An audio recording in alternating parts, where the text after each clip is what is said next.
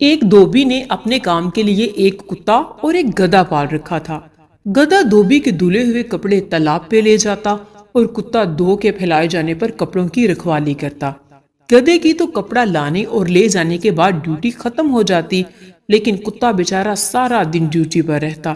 تالاب پر پھیلائے ہوئے کپڑوں کی رکھوالی تو گھر آنے پہ گھر کی رکھوالی۔ اس بات کو لے کر گدھا اکثر کتے کا مذاق اڑایا کرتا، لیکن کتا بیچارہ اس کی بات کا کوئی جواب نہیں دے پاتا تھا۔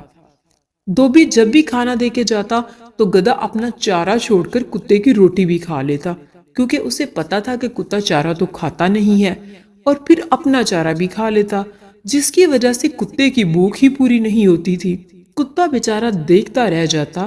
ایسے ہی جب وہ تالاب پر کپڑے لے کر جاتے، کپڑے دھونے کے بعد دھوبی گدھے کو لے کر گھر آرام کرنے چلا جاتا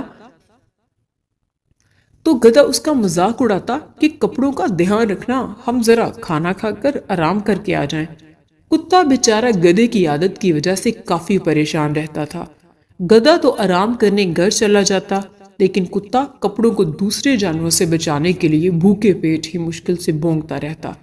اس چکر میں کبھی کبھی وہ گائے بھینس سے مار بھی کھا لیتا، لیکن گدھے کو کتے کا مذاق اڑانے کے سوا اور کوئی کام ہی نہیں تھا۔ ایک رات کو جب سب سو رہے تھے تو کچھ چور دیوار پھیلا کر گھر کے اندر گھس آئے۔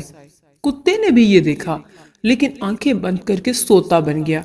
گدھے نے کتے کو بہت آوازیں دی کہ ارے دیکھ نہیں رہے، اٹھو، چور آ گئے ہیں، وہ سب کچھ لے جائیں گے، اٹھو اور بھونکو، گھر کی رکھوالی کرنا تمہاری ڈیوٹی ہے۔ کتا بھی غصے میں آ گیا، میں کیوں بھونکوں؟ ایسے مالک کے لیے جو سارا دن کام بھی کرواتا ہے اور شام کو پیٹ بھر کر کھانے کو بھی نہیں دیتا، لے جانے دو سب کچھ، میرا نہیں تو چوروں کا تو بھلا ہو۔ گدھے نے کہا کہ تمہیں کیا لگتا ہے کہ میں بھونک نہیں سکتا؟ میں مالک کو ابھی بلاتا ہوں اور تمہیں مار پڑواتا ہوں۔ یہ کہہ کر گدھا زور زور سے ہنکنانے لگا۔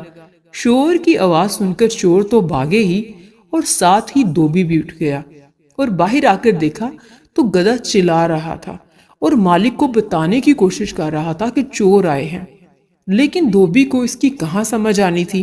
وہ سمجھتا ہے کہ گدھا اور بھی چلانے کے موڈ میں ہے۔ اس سے اور غصہ آیا اور اس نے گدھے کو مارنا شروع کر دیا کہ سارا دن بھی جب تالاب پہ جاؤ وہاں بھی شور کرتے رہتے ہو اور اب بھی نہیں سونے دے رہے۔ کتا یہ دیکھ کر بہت خوش ہو رہا تھا۔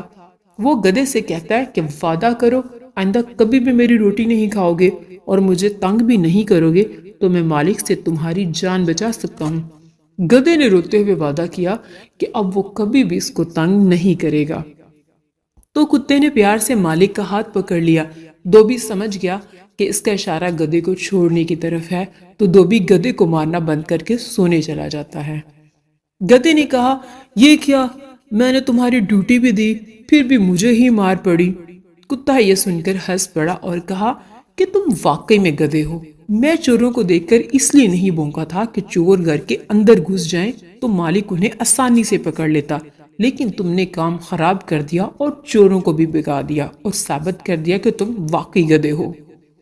تو بچوں، اس کہانی سے ہم نے سیکھا کہ دوسروں کو کام کرتا دیکھ کر کبھی بھی نہیں سوچنا چاہیے کہ یہ کام آسان ہے۔ اسی لیے کہتے ہیں کہ جس کا کام اسی کو ساجے۔